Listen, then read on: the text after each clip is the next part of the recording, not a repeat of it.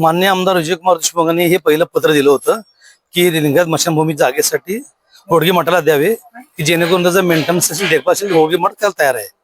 तर केवळ विजय देशमुख मालकांनी पत्र दिले म्हणून देशापोटी देवेंद्र कोटेच्या सांगण्यावरून अक्षय अंजिक यांनी चांगले कार्य करतात, पण त्यांच्या घरगडे असल्या सगळं त्यांनी त्यांचं काम ऐकून मालकाचं पत्र लपवलं गेलं आणि नंतर अक्षय अंजिकला मोहरा करून देवेंद्र कोटेने दुसरं पत्र ताडदींना द्यायला लावलं.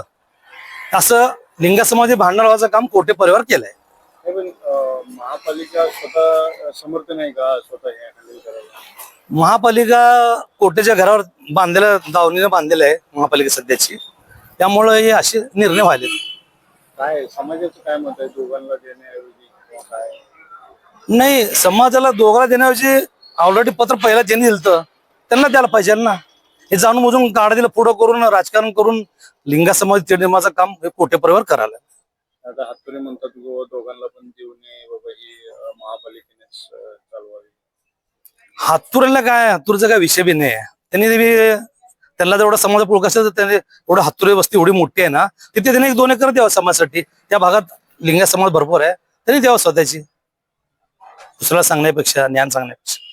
आपलं काय मत आहे, पहिले ज्यांनी पत्र दिलं होतं त्यांना हो, जे पहिलं पत्र दिलंय त्यांनाच द्यायला पाहिजे ना. अक्षय अंजिकाने हे नगरसेवक नसताना त्यांची निवड 20 मार्च रोजी झालेली ती नगरसेवकची स्वीकृत म्हणून, पण त्याच्या अगोदर लेटर पॅड छापून 2 महिन्याची तारीख घालून, खोटी तारीख घालून दिशाभूल केले. त्यामुळे अक्षय अंजिकाने यांचं नगरसेवक रद्द करावं आणि ताबडतोब गुन्हा दाखल करावा प्रशासनावरून आणि अक्षय अंजिकावर. काय कसं पत्र दिलं त्यांनी? नगरसेवक नसताना नगरसेवक लेटर पॅड छापून काढा दिला, जागा द्यावी म्हणून अक्षय अंजिकाने पत्र दिले. त्यानंतर विधी करायचं अधिकार हे धर्मगुरूला किंवा स्वामी लोकांना असते, त्यामुळे ती विधी करायचं काम स्वामी लोकांचं आहे, ते काढदीचं नाही आहे. त्यामुळं मठालाच द्यावं, मठांचंच काम आहे, हे काढदीचं काम नाही. लाईक करा, कमेंट करा आणि हो सबस्क्राईब करायला विसरू नका.